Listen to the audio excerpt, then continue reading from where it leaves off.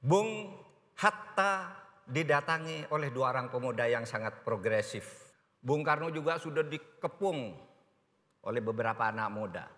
Bung, kita harus merdeka malam ini sebelum jam 24. Wikana bilang, Bung Karno, kalau Bung Karno tidak mau menyatakan kemerdekaan malam ini 15 Agustus tahun 45, besok pagi akan terjadi pembunuhan-pembunuhan. Kita merdeka atas kekuatan kita sendiri, bukan hadiah dari negara lain. Merdeka, merdeka, merdeka. Apa sih relevansi dari proses menuju kemerdekaan itu di kehidupan sekarang? Kalau bicara kekuasaan lembaga eksekutif, nampaknya intervensionis. Sepertinya institusi Polri itu sangat dianak sayangkan gitu, karena mereka bisa berdiri langsung di bawah presiden. Demokrasi kita sedang tidak baik-baik saja. Saya ingin menanya pada Prof. Mahfud, kira-kira Prof, pemuda-pemudi Indonesia ini, kita-kita yang concern ini Prof, harus melakukan apa untuk memperbaiki fondasi demokrasi Indonesia?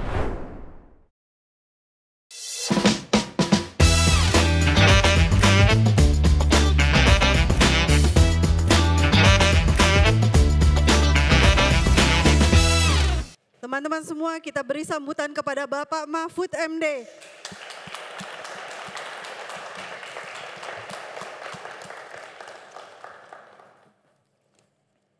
Assalamualaikum warahmatullahi wabarakatuh.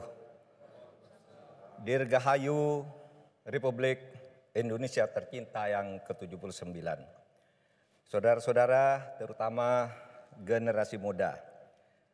Mari kita bersyukur ke hadirat Tuhan Yang Maha Kuasa. Hari ini kita memperingati Hari Kemerdekaan Indonesia yang ke-79 yang biasa dikenal peringatan Hari Proklamasi Kemerdekaan. Kita harus bersyukur karena Indonesia adalah satu-satunya bangsa di dunia ini yang merdeka karena mengusir penjajah. Indonesia merdeka bukan karena hadiah atau izin dari penjajah sebelumnya, tetapi karena kita merebut dan mengusir penjajah. Beda misalnya dengan negara lain yang karena dijajah lalu kemerdekaannya diberikan sebagai hadiah. Seperti halnya India yang begitu besar, merdeka setelah Inggris memberikan kemerdekaannya. Amerika menjadi sebuah negara merdeka sekarang dengan mengusir penduduk asli, yaitu orang-orang Indian. Australia menjadi sebuah negara merdeka dan berdaulat sekarang ini setelah mengusir orang-orang aborigin. Tapi Indonesia merdeka karena mengusir penjajahnya. Banyak yang bertanya, masa apa betul kita merdeka sendiri dengan mengusir penjajah? Saudara sekalian, yang bertanya begitu wajar. Karena memang dulunya selama era pemerintahan Jepang dari 1942 sampai tanggal 17 Agustus 1945, Indonesia ini dijajah oleh Jepang dan Jepang menyatakan akan memberikan kemerdekaan. Cerita lengkapnya begini. Pada tanggal 7 September tahun 1944, Perdana Menteri Kaiso di Jepang berpidato Indonesia akan segera diberi kemerdekaan. Di kemudian hari, silahkan nyanyikan lagu Indonesia Raya, silahkan kibarkan bendera merah putih. Memenuhi janji itu pada tanggal 12 Agustus tahun 1945. Tiga pemimpin perjuangan Indonesia yaitu Soekarno, Hatta, dan Rajiman Widyodiningrat dipanggil oleh pemerintah Jepang ke Dalat. Dalat ini adalah Vietnam, 300 km kira-kira dari kota Saigon. Di sana ketiga orang ini diberitahu pemerintah Jepang memberikan kemerdekaan kepada Indonesia. Silahkan merdeka. Kapan waktunya? Jenderal Terauchi, terserah tuan-tuan. Sepulang dari sini silahkan lakukan kemerdekaan. Demikianlah, karena harus nginep 2 hari di Saigon dan di Singapura, mereka yang berangkat tanggal 10 ini diundang tanggal 9, tanggal 10, kemudian tanggal 14, 2 hari sesudah tanggal 12 itu mereka tiba di Jakarta pulang.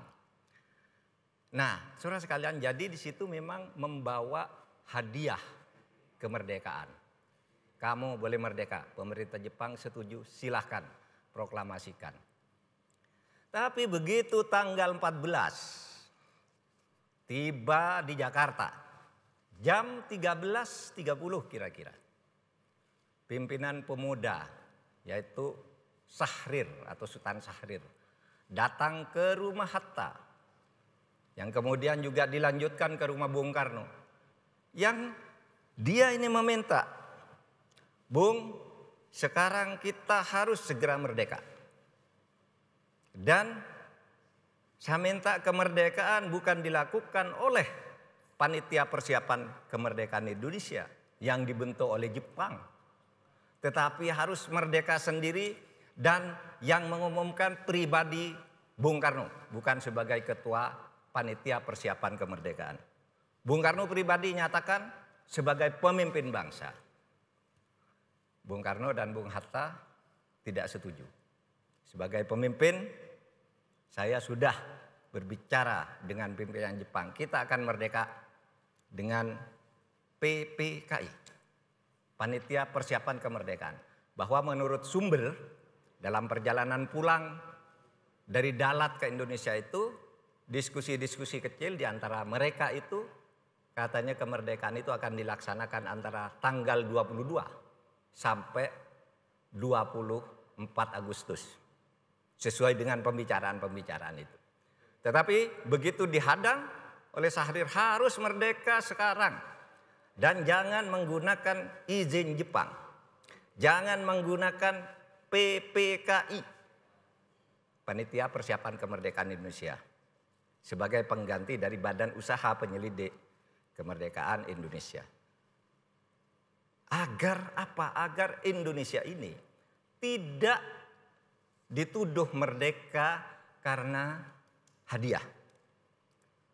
Lalu yang kedua, alasan lain. Kalau kita tidak merdeka sekarang dan menunggu sesuai persetujuan Jepang, maka kemerdekaan Indonesia itu tidak akan sah. Karena menurut konvensi Wina, konvensi Liga Bangsa-Bangsa di Wina, Liga Bangsa-Bangsa itu adalah PBB kalau sekarang. Menurut konvensi Wina tahun 1938, negara bekas jajahan, negeri bekas jajahan yang dikuasai oleh sebuah negara penjajah, maka harus melakukan status quo dan tidak boleh memberikan kemerdekaan atau menyatakan kemerdekaan. Harus dikembalikan dulu kepada penjajah sebelumnya. Menurut konvensi Wina itu diartikan Indonesia baru boleh merdeka, kembalikan dulu ke Belanda. Karena Belanda yang menjajah Indonesia, kata Syahrir. Oleh sebab itu, kata Syahrir, kita merdeka sekarang. Itu tanggal 14. Bung Karno, Bung Hatta tidak mau. Tanggal 15 sore, Bung Hatta didatangi oleh 2 orang pemuda yang sangat progresif, yaitu Subianto Joyo Hadikusumo dan Subadyo Sastro Satomo. Mereka minta ke Bung Hatta, Bung, malam ini juga kita merdeka, tanggal 15. Alasannya apa? Kita jangan menggunakan kemerdekaan ini karena hadiah Jepang. Harus merdeka sendiri. Kita rebut negara ini. Bung Hatta bilang tidak bisa. Kita nunggu rapat PPKI dulu. Bahwa akan merdeka segera, ayo kata Hatta. Tapi kita harus lewat PPKI. Tidak. PPKI itu buatan Jepang. Akhirnya Bung Hatta tetap tidak mau. Lalu mereka bilang ke Bung Hatta, kalau begitu Bung Hatta bukan pemimpin revolusi. Kata mereka ini. Malam itu Hatta datang ke rumah Bung Karno bersama Ahmad Subarjo. Bung Karno juga sudah dikepung oleh beberapa anak muda. Antara lain di situ yang ada Wikana. Bung, kita harus merdeka malam ini sebelum jam 24. Merdeka malam ini sebelum jam 24. Bung Karno bilang besok aja jam 10. Kesepakatan merdeka tanggal 16 jam 10 pagi. Bung Karno, kenapa? Ya PPKI yang memutuskan kemerdekaan jam 10. Tapi pemuda itu tidak harus malam ini. Kalau PPKI berarti tangan Jepang ini. Gitu. Akhirnya apa? Wikana bilang, Bung Karno, kalau Bung Karno tidak mau menyatakan kemerdekaan malam ini 15 Agustus tahun 45, besok pagi akan terjadi pembunuhan dan pemberontakan atau keributan, kerusuhan. Bung Karno bilang, Wikana, anak muda, saya udah berjuang puluhan tahun. Kalau kamu mau menyembelih saya sekarang ini, sembelih nih leher saya. Bawa saya ke pojok sana, sembelih sekarang juga. Nggak usah nunggu besok pagi. Wikana kaget, bukan itu maksud kami, bukan Bung Karno. Kami akan melucuti pemerintah Jepang besok. Akan membakar Jakarta ini. Nggak bisa, kata Bung Karno. Mereka pulang. Nah inilah peristiwa yang sangat menentukan. Sehabis sahur, itu bulan puasa. Sehabis sahur, tanggal 16 Agustus, Bung Karno dan Bung Hatta diculik oleh pemuda-pemuda ini. Diculik, dibawa, dipaksa, dibawa kemana? Ke Rengas Dengklok. Kenapa diculik? Untuk apa? Kata Bung Karno dan Bung Hatta. Ya kami sekarang akan melakukan revolusi kemerdekaan tanggal 16 Agustus. Pemerintah Jepang akan kami lucuti, kantor-kantor Jepang kita habisi. Dan Bung Karno harus kami selamatkan ke Rengas Dengklok. Dan Bung Hatta diculik. Dibawa ke Rengas Dengklok. Sampai siang, sampai sore. Apa sudah ada berita revolusi di Jakarta? Tidak ada. Bung Karno bilang, kan sudah ku bilang bahwa tindakan kalian akan sia-sia. Tindakan kalian bukan revolusi. Oleh sebab itu mari kita pulang ke Jakarta. Pulang ke Jakarta jam 6, diambil kepastian udah ada.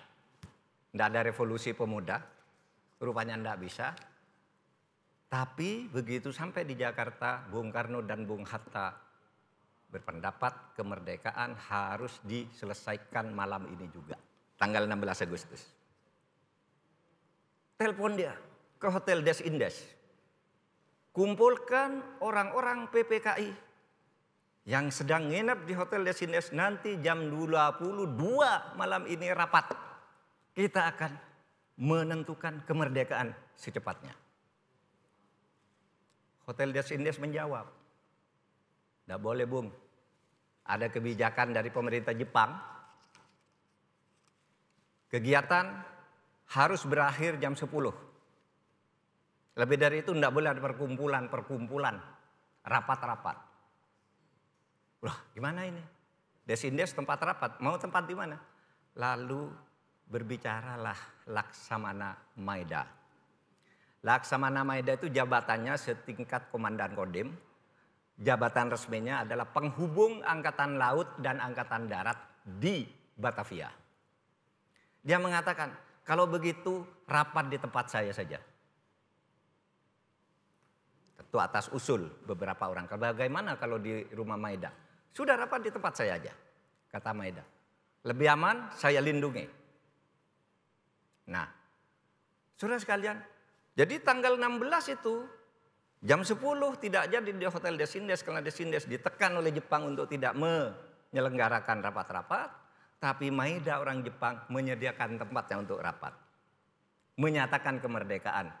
Maunya sebelum tanggal 17. Tapi antara jam 10 sampai jam 12 itu Bung Karno, Bung Hatta, Subarjo, Dr. Buntaran itu menghadap kepala urusan pemerintahan umum tertinggi Jepang di Indonesia, yaitu Jenderal Nishimura. Dia lapor, Jenderal Nishimura, kami secepatnya malam ini akan rapat untuk menyatakan kemerdekaan. Kata Nishimura, tidak boleh.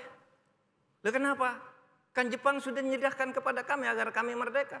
Tapi tidak boleh kalau Anda tadi rapat sebelum jam 1. Kami silakan. Tapi sejak jam 1 tadi siang kami menerima perintah dari Tokyo untuk memberlakukan status quo Indonesia tidak boleh merdeka.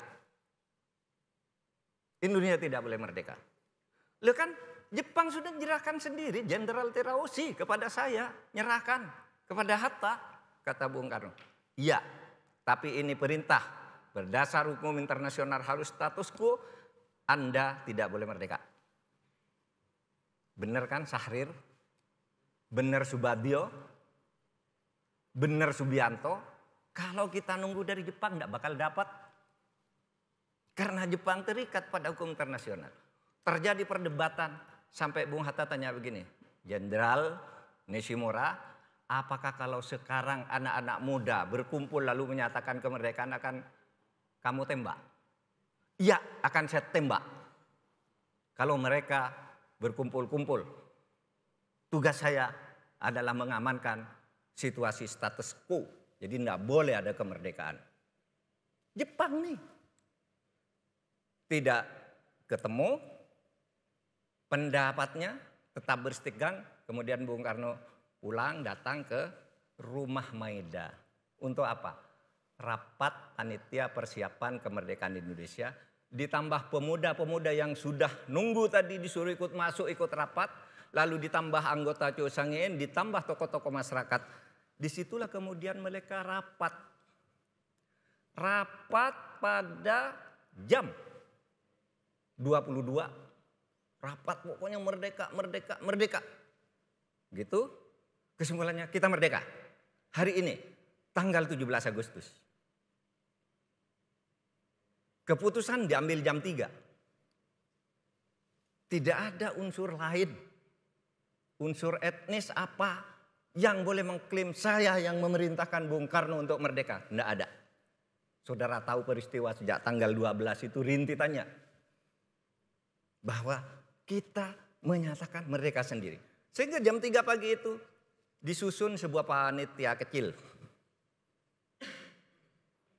Untuk menyusun teks proklamasi.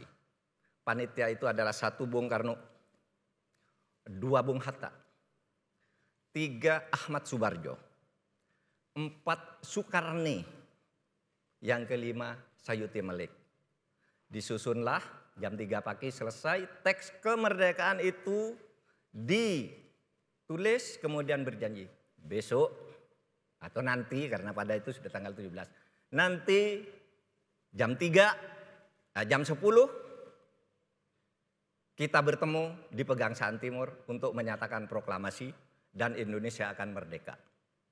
Demikianlah saudara sekalian, sahur dulu karena itu bulan puasa, lalu pulang jam 10 berkumpul di Pegangsaan Timur dan disepakati Indonesia merdeka tidak atas nama PPKI tapi atas nama bangsa Indonesia sendiri yang ditandatangani oleh Bung Karno dan Bung Hatta.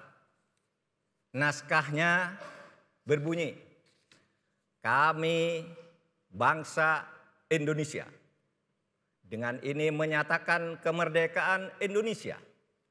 Hal-hal yang mengenai pemindahan kekuasaan dan lain-lainnya akan diselenggarakan dengan cara seksama dan dalam tempo yang sesingkat-singkatnya.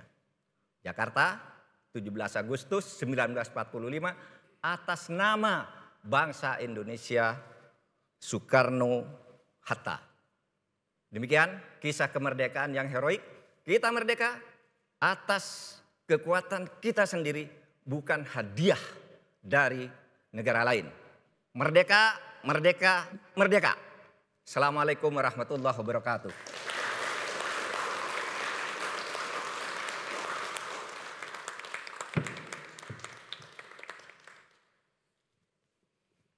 Saudara sekalian, tadi saya sudah menyampaikan saat-saat atau hari-hari yang menegangkan antara tanggal 12 sampai 17 Agustus. Yaitu proklamasi kemerdekaan yang kesimpulannya kita adalah bangsa besar, bangsa kuat yang merebut kemerdekaan dan mengusir penjajah. Sehingga kita menjadi merdeka tanggal 17 Agustus 1945. Silakan mau tanya apa? Baik, terima kasih Prof. Mahfud. Saya akan memulai bertanya, lalu nanti teman-teman dari Gen Z, Gen Y yang hadir pada saat ini juga akan ikut bertanya kepada Prof. Mahfud. Dari paparan di bagian awal tadi, dari monolog yang disampaikan menurut saya yang sangat luar biasa, menambah perspektif kita dan pemahaman kita tentang sejarah proklamasi. Dari paparan tadi saya menangkap, menyimpulkan, nanti Prof. Mahfud melihat benar enggak kesimpulan saya. Bahwa tadi begitu terlihat ketegangan antara generasi tua, Bung Karno, Bung Hatta dan segala macam dengan anak-anak muda. Pertentangan, ketegangan itu lalu kemudian menghasilkan proklamasi. Jadi andaikan misalnya tidak ada kengototan dari anak muda, mungkin saja yang terjadi pada kita adalah pemberian hadiah kemerdekaan. Ya. Jadi Declaration of Independence, bukan Proclamation of Independence. Iya betul. Apa pendapat Pak Mahfud? Apa betul pandangan saya? Iya betul. Betul, jadi saya ingatkan bahwa Indonesia ini selalu membuat tonggak-tonggak perubahan sejarah itu karena generasi muda. Kalau sekarang ini kira-kira namanya Gen Z dan Gen Y, ya, milenial dan seterusnya. Nah, karena Bung Karno dan Bung Hatta pun itu berjuang sejak muda. Bung Hatta itu tahun 20-an sudah berjuang di Belanda ketika beliau mahasiswa dan menyebut nama Indonesia. Masih sangat muda. Sebelum itu disebut Hindia Belanda. Tapi sejak Bung Hatta berpidato di forum mahasiswa internasional menyebut kami dari Indonesia, sejak itu pemerintah Belanda pun menyebut Indonesia. Bung Karno berjuang juga sejak muda. Pada tahun 45 Bung Karno dan Bung Hatta sudah senior.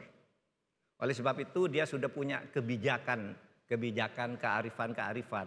Sehingga ketika anak muda mendesaknya agar merdeka sekarang, kata Bung Karno tidak. Karena sudah bercampur kearifan dari pengalaman-pengalaman yang dibangun oleh Bung Karno dan Bung Hatta. Bung Karno, Bung Hatta sudah pernah diasingkan, sudah pernah dipenjara. Masa sekarang hanya mau nunggu merdeka 2-3 hari, kamu anak-anak muda tidak sabar, kata Bung Karno. Tunggulah. Gitu. Tapi anak-anak muda juga benar, tidak bisa Bung.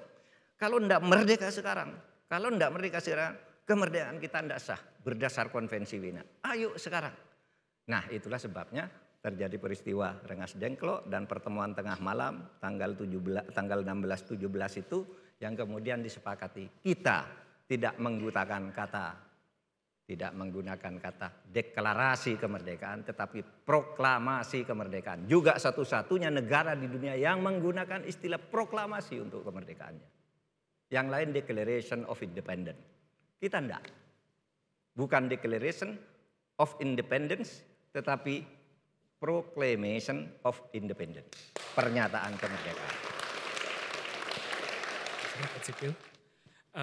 Sebenarnya yang ingin saya tanyakan tadi relevan barusan disampaikan ya. Dulu Bung Karno mengucapkan jas merah, jangan melupakan sejarah. Tapi pada kenyataannya seringkali kita melupakan sejarah, baik itu secara sengaja maupun tidak. Saya mencoba merelate itu dengan topik diskusi kita hari ini mengenai proses menuju kemerdekaan Republik Indonesia ya. Kalau kita fast forward nih 79 tahun kemudian di masa sekarang, sebenarnya apa sih relevansi dari proses menuju kemerdekaan itu di kehidupan sekarang, terutama kaitannya mengenai kehidupan berbangsa, upaya-upaya untuk merawat demokrasi dan juga untuk menjaga penyelenggaraan negara yang transparan dan akuntabel. Mungkin dari yang Prof nanti bisa jelaskan, bisa direlate ada action apa sih yang bisa kita lakukan baik dari sisi pemerintah maupun dari masyarakat. Kira-kira seperti itu. Terima kasih. Ya, kembali ke filosofi yang paling dasar dari kita merdeka itu adalah untuk menghargai martabat manusia, terutama martabat manusia Indonesia. Kan kemerdekaan kita itu didahului dengan pembukaan yang bunyinya bahwa kemerdekaan itu ialah hak segala bangsa. Dan oleh sebab itu penjajahan harus dihapuskan atau penjajahan di muka dunia harus dihapuskan karena tidak sesuai dengan pri kemanusiaan dan pri keadilan.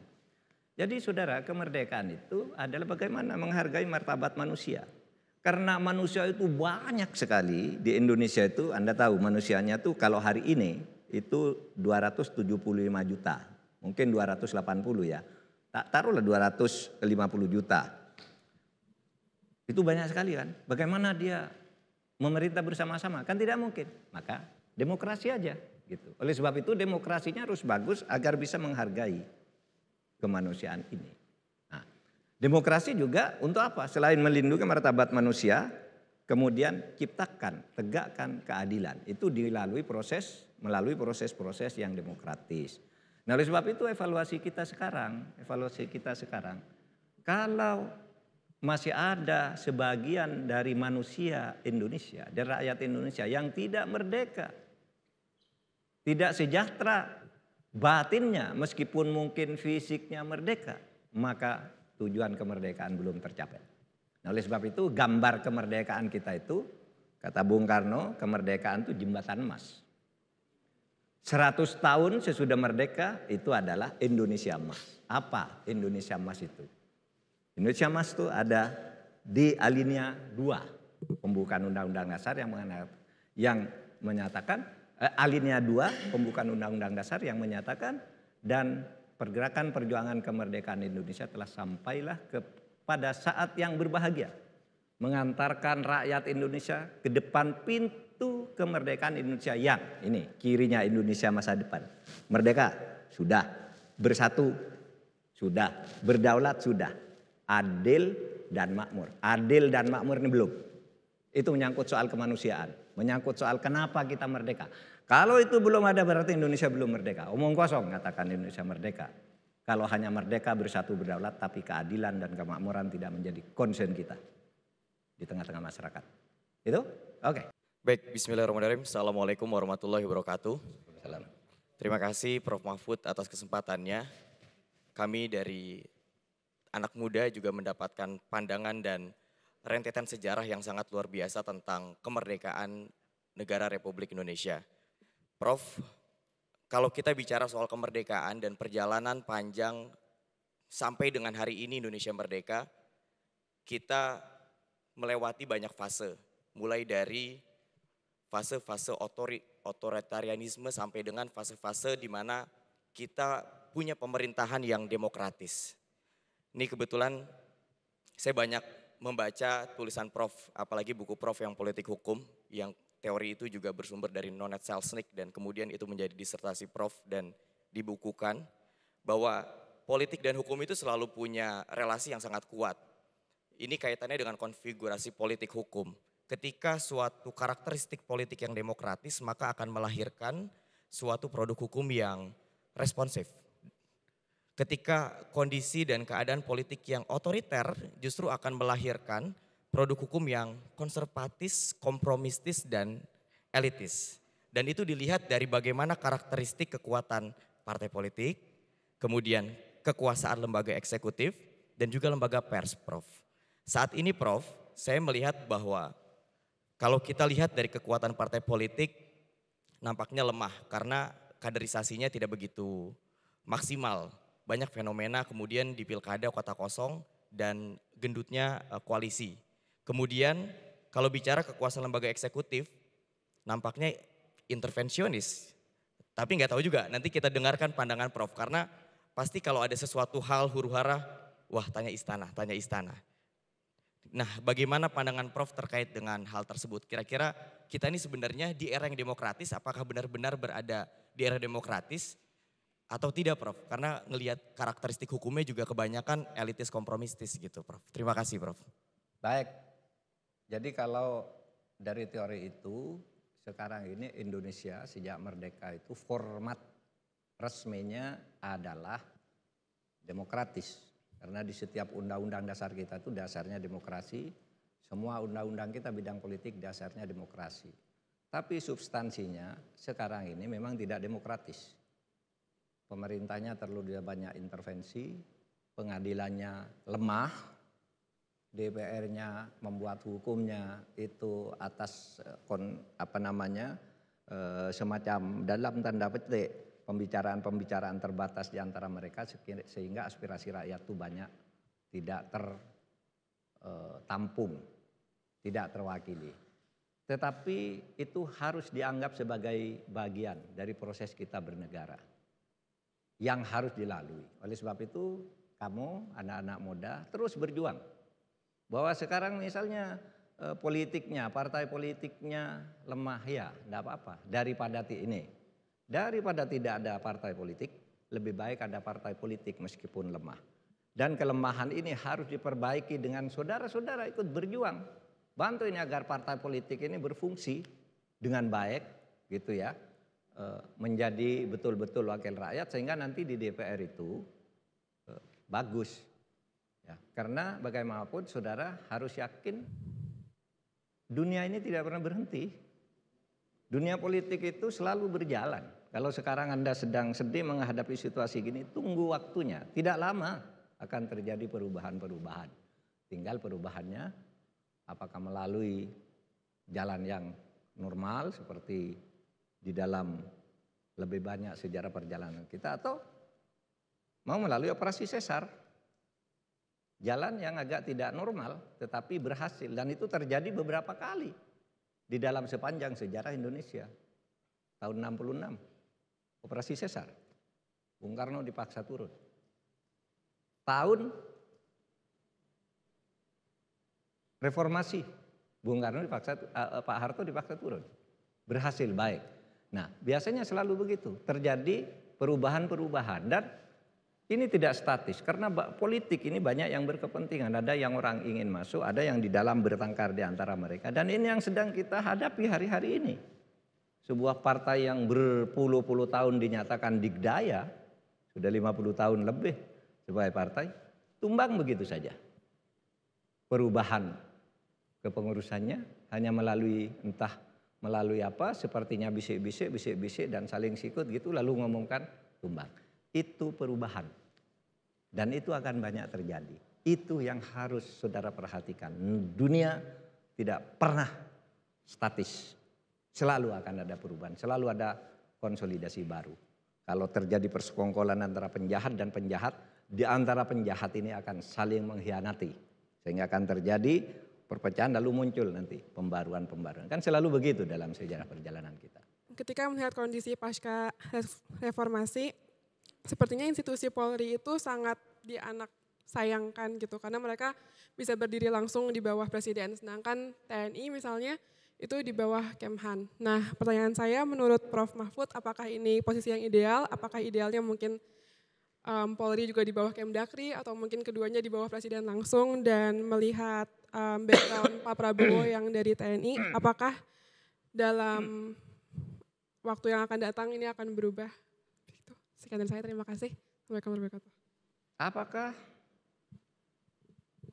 di waktu yang akan datang akan berubah?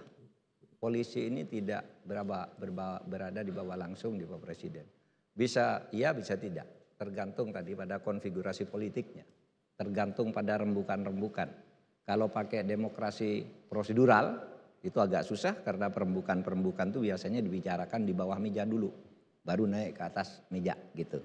Dan di situ pihak yang mendukung Polri tetap independen atau berdiri di luar menteri-menteri lain gitu atau sejajar dengan Panglima TNI itu bisa saja terjadi. Tapi jangan sekali-kali meninggalkan sejarah, kata Bung Karno. Sejarah itu akan memberi pelajaran kepada kita bahwa ketika kita memisahkan TNI dari Polri dan TNI itu sejajar, itu dulu adalah amanat reformasi. Pejuang-pejuang mahasiswa juga yang waktu itu saudara masih kecil tuh tahun 98. Waktu itu pemuda-pemuda, mahasiswa itu ingin agar Polri dipisah dari TNI. Karena apa? Karena pada waktu itu pemerintahan Indonesia di Bapak Harto itu terlalu didominasi oleh TNI. Sehingga Polri yang di mana-mana, polisi itu di mana-mana sipil. Lalu dijadikan angkatan bersenjata. Yang tertinggi angkatan darat, lalu di atas angkatan laut, lalu angkatan udara, lalu kepolisian Republik Indonesia itu dijadikan satu. Sehingga banyak sekali urusan-urusan Polri itu diintervensi. Kalau mau ngurusi urusan tentara takut karena di sini ada tentara yang di atasnya dianggap lebih tinggi. Sehingga ini tidak bagus bagi penegakan hukum.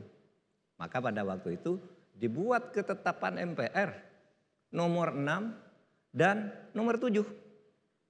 Yang isinya itu nomor 6 dan nomor 7 MPR tahun 2000 yang isinya TNI dan Polri itu dipisah. Masing-masing bertanggung jawab langsung kepada Presiden. TNI menangani bidang pertahanan, Polri menangani bidang keamanan. Yang meliputi keamanan itu penegakan hukum, pengayoman masyarakat, dan sebagainya. Nah, itu dulu keputusan kita bahwa sekarang nampaknya menjadi eksesif. Sekarang ada yang menyebutkan, sekarang dulu TNI Polri itu dipisahkan agar tidak terjadi difungsi. Sekarang sudah terjadi multifungsi loh. Nah ini. Kritik saudara muncul, itu benar. Kita lihat, serahkan aja kepada sejarah, kepada kearifan para pemimpin kita nanti untuk mengatur ulang.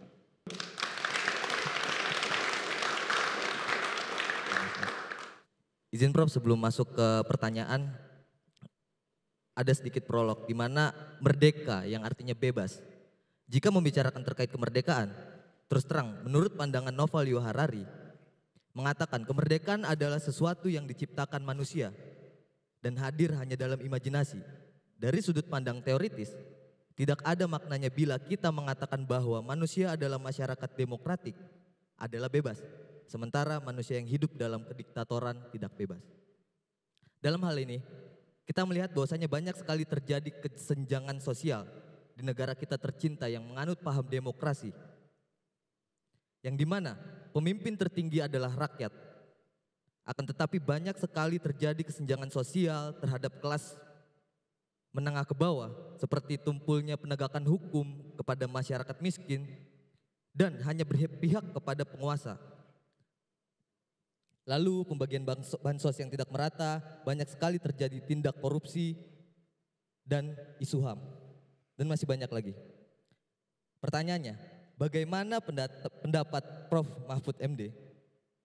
Apakah negara Republik Indonesia masih bisa disebut sebagai negara yang merdeka atau tidak? Mungkin itu saja. Wassalamualaikum warahmatullahi wabarakatuh. Ya, Indonesia berdasar hukum resmi dan pengakuan dunia internasional adalah negara yang merdeka. Negara merdeka itu syaratnya 1 ada rakyat, 2 ada wilayah, 3 ada pemerintah yang diakui. Dan kita menjadi anggota PBB, artinya merdeka menurut konstitusi maupun menurut hukum internasional. Tapi yang saudara tanyakan, apakah tujuan kemerdekaan itu sebenarnya sudah ada? Nyatanya kan banyak kesenjangan sosial ya. Berapa sekarang orang miskin itu masih 9,3% dari 280 juta penduduk. 9,3% kira-kira hampir 30 juta lah ya. Masih orang miskin di Indonesia. Angka partisipasi pendidikan juga belum, terutama untuk pendidikan tinggi. Sekarang itu angka partisipasi pendidikan tinggi, lulusan SMA yang ingin masuk ke perguruan tinggi tapi bisa diterima itu per hari ini adalah 39,37%. Berarti apa? Berarti 61% atau 60% tidak bisa sekolah ke perguruan tinggi. Berarti ini kan masih bermasalah. Keadilan di bidang pendidikan. Hukum, saya harus katakan terus terang kalau melihat berita-berita yang banyak terjadi manipulasi dalam penegakan hukum. Di Indonesia ini lembaga penegak hukum ada orang yang menudingnya sebagai warung keadilan, warung untuk membeli. Kalau kamu punya masalah datang ke situ bukan minta keadilan, harus membeli keadilan, membayar. Beli. Ini tengarainya. Tentu tidak semuanya. Tapi apa Pak Mahfud punya bukti? Punya. Itu yang di penjara-penjara itu apa? Hakim, gitu. Polisi, jaksa, pengacara itu karena jual beli keadilan. Itu yang tertangkap. Nah itu yang tidak boleh terjadi. Di awal-awal kemerdekaan dulu tuh hakim hebat sekali. Dulu kita punya jaksa agung namanya Suprapto. Suprapto ini seorang pegawai di pengadilan, bukan sarjana hukum. Tapi kemudian pada waktu itu karena kerjanya yang bagus sebagai pegawai diangkat menjadi hakim, kemudian jaksa agung. Itu hebat prestasinya. Bung Karno aja sama dia mengagumi. Sehingga keputusannya, langkahnya sebagai jaksa agung memenjarakan menteri tanpa beban, tanpa ada berita kayak sekarang kalau memenjarakan menteri itu kayak orang hebat gitu. Dulu enggak, bagi dia menteri korupsi ambil sama dia. Gitu, masuk penjara. Itu dulu penegakan hukum. Nah sekarang ini terjadi kemunduran. Jangan dianggap sudah tercapai. Keadilan sosial kita sudah tahu kita, ya. Masih banyak masalah. Nah oleh sebab itu saudara, perjalanan kita masih panjang. Kita harus berjuang dan kalau tadi pandangannya pesimis, sekarang optimis. Karena kita merdeka, maka kita menjadi seperti kita sekarang. Saudara bisa sekolah. Sekolah di mana tadi kuliahnya? Universitas Nahdlatul Ulama. Dulu kalau tidak merdeka tidak ada Universitas Nahdlatul Ulama. Tidak ada Universitas Gadjah Mada. Dulu hanya ada ITB di zaman Belanda, itu produk politik etis. Belanda yang mendirikan karena dikritik oleh Partai Sosialis di Belanda. Indonesia tuh harus diperhatikan, adanya dibentuk ITB, dibentuk sekolah-sekolah gitu. Nah tapi begitu merdeka semuanya di setiap kota berdiri universitas. Dan membuat mobilitas sosial yang tinggi. Saudara bisa kuliah ini semua, bisa jadi mahasiswa. Saya bisa jadi profesor, bisa jadi menteri. Kemarin, sekarang enggak. Tapi semua itu karena Indonesia merdeka. Kemiskinan dulu di zaman pra kemerdekaan dapat dikatakan semua orang Indonesia miskin kecuali priayi-priayi, bupati-bupati yang turunan kerajaan-kerajaan itu, ya. Yang lain miskin. Sekarang yang miskin tinggal 9%. Dulu mungkin yang kaya enggak sampai 9%. Sekarang ini yang lain udah cukup. Berapa angka kemiskinan? Indonesia merdeka, Bung Karno jatuh, angka kemiskinan tinggal 54%. Berarti Bung Karno berhasil mengentaskan kemiskinan selama 20 tahun itu.